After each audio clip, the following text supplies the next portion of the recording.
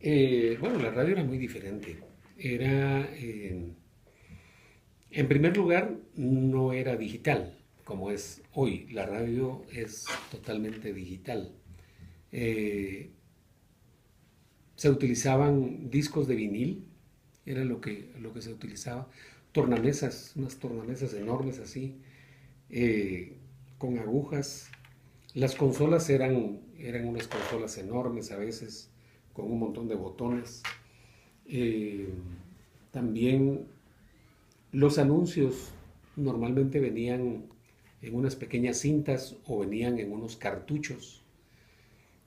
Y todo era muy, muy, muy manual. Claro, hubo como dos etapas de la radio al principio porque había una etapa en la que, como trabajamos en TKW, con un operador y del otro lado un locutor. Cuando yo empecé ya el locutor tenía que operarse a sí mismo, ya tenía que estar en la cabina con su consola, con sus discos, tenía que atender el teléfono, tenía que llevar una pauta, un cartapacio en el que llevaba incluso algunos anuncios que tenía que leer en vivo. Eh, yo ingresé a la radio, digamos, ya a trabajar directamente, aunque siempre estuve vinculado porque yo heredé, como quien dice, esta profesión. De niño estuve vinculado a la radio. Eh, Cuando yo empecé a trabajar ya en serio en la radio, era la época de la radio robots. ¿A qué me refiero con eso? Hubo un tiempo que la radio era muy musical, música, música, música, música, música, y el locutor iba grabado. Generalmente el locutor ya solo decía la identificación de la radio o decía la hora grabada y todo era grabado. Entonces era la radio muy robótica y en ese tiempo había muchas radios robots. Los conductores de radio generalmente eh, tenían que ser muy, muy precisos en decir el nombre, por ejemplo, el nombre de la canción o el nombre del artista que cantaba, y la radio tendía a ser muy musical. Entonces trabajé mucho tiempo en eso, trabajé unos cuantos años y operándome a mí mismo, poniendo los discos, contestando el teléfono, dando la hora, anunciando la canción. Eh, la radio fue cambiando a medida que fueron incorporándose otros formatos de radio en algunas estaciones, ¿verdad? Claro, la radio robot estaba muy de moda, pero prevalecían las radios de noticias, había radios de noticias todo el día, radios con contenidos distintos, pero eran enfocadas a otros públicos que tal vez no eran la mayoría. Con el tiempo se fueron implementando nuevos formatos de radio. Estuve mucho tiempo, hubo un lapso de tiempo en el que no trabajé en cabina, y cuando yo regresé a trabajar en cabina me encontré con una cabina totalmente tecnificada, totalmente nueva, todo digitalizado, todo mucho más automático. Ya no existían las cartucheras, ya no existía los discos de vinil, sino que todo en un programa de computadora, como está ahora. Y ha ido de unos años por acá creciendo la tecnología y cada vez la radio es más tecnológica. Las consolas ya no son iguales. Las consolas ahora casi todas son digitales. Y sí tienen sus volúmenes pero todas están conectadas a un sistema totalmente digital automatizado. Yo recuerdo, cuando yo empecé en radio, que trabajaba de 6 de la mañana a 1 de la tarde en una cabina todo el día, de lunes a domingo. No tenía descanso más que un domingo al mes. Eh, Porque no había quien se quedara trabajando los días domingos. Y a veces me tocaba hacer turnos domingos en la tarde. Llegaba toda la tarde, de la 1 de la tarde para las 6. Mientras que ahora ya no. Ahora todo está en una computadora e incluso la radio puede transmitir sin nadie. La programa y se va. Entonces, en aquel tiempo, cuando yo empecé, había que turnarse para los feriados. Había que turnarse para la Semana Santa, Navidad, Recuerdo que una vez el 26 de diciembre, el 25 de diciembre, tuve que ir a trabajar, porque y en la noche del 24 había celebrado la Navidad hasta como a las 2 de la mañana, y al día siguiente yo a las 6 de la mañana tenía que estar en la radio. Entonces era bien sacrificado. Ahora ya no, ahora todo es muy programado. Y en las radios está una computadora con todo metido ahí y se puede ir en automático. Entonces, el, la diferencia entre la radio en la que yo empecé y la actual es abismal en cuanto a tecnología, en cuanto a locución, en cuanto a gente que trabaja en los medios.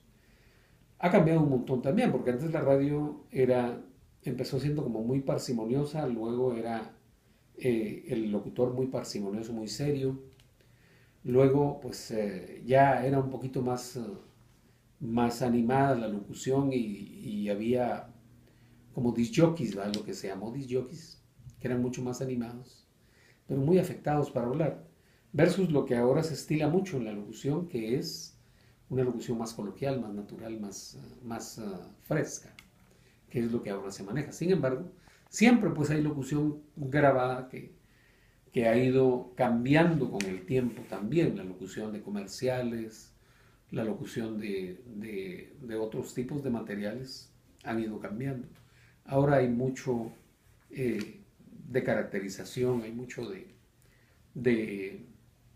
de una locución muy, muy versátil, muy rápido, muy diferente a lo que había cuando yo comencé. Recuerdo que cuando yo comencé había muchos locutores con voces muy graves y era lo que se estilaba, una voz muy grave. Y el que no tenía esa voz grave sufría porque no, bueno. Pero todo fue cambiando, ahora las voces son más naturales. Entonces, en cuanto a locución, hay, digamos, ese cambio. En cuanto a tecnología, sí es un paso abismal. Eso, pues, yo creo que me extendí mucho en responderte esa pregunta. Otra pregunta, quiero que nos platiques un poquito acerca de la TGW en sí, cómo inició su trayectoria, qué impacto tiene ahora, etcétera, etcétera. La TGW tiene una historia de 87 años, 84 años de historia. Es la primera radio, no es la primera radio que hubo en Guatemala. En el tiempo de Jorge Ubico fue que se instaló esta radio. Antes de esta hubo una radio que se llamó Radio Morse. Radio Morse fue como que la primera estación de radio que hubo en el país. Era una radio rudimentaria. En aquel tiempo parece que transmitían cierto tipo de programas informativos. Ya la TGW vino con un formato más recreativo, ya empezaron a haber programas recreativos. La TGW comenzó con mensajes del gobierno, que era lo que transmitían principalmente. Era una radio gubernamental, sigue siendo la radio del gobierno, pero ha cambiado mucho su formato. Luego, en esta radio, en los años 50, 60, fue la época de oro de la radio. ¿Por qué? Porque empezó a dar espacio a actores, actrices, cantantes, todo era en vivo. Los programas eran en vivo, en directo. Entonces había programas de cantantes, programas de radionovelas, radioteatro. Aquí inició la radionovela, el radioteatro, porque antes de eso venían programas parecidos, pero de México. Digamos, la gente oía XCW de México o escuchaba las radios de Radio Habana, Cuba, que hacían radionovelas, hacían radioteatros. Cuando apareció TGW, entonces empezó a absorber actores, actrices y empezó a hacerse aquí la radionovela, el radioteatro. Y esos eran los contenidos. Por eso es que ustedes ven allá una cabina de cristal. Esa cabina ha existido desde tiempos, claro, la han remodelado.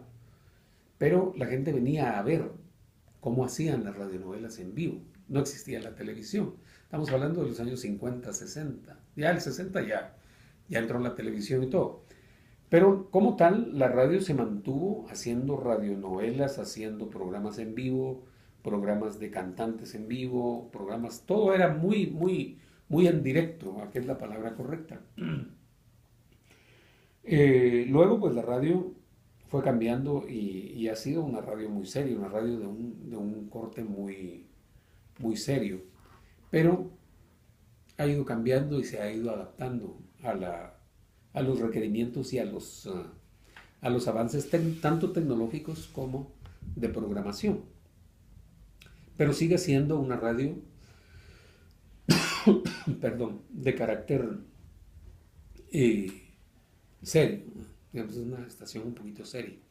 Hay programas como el mío, por ejemplo, que es un programa mucho más fresco.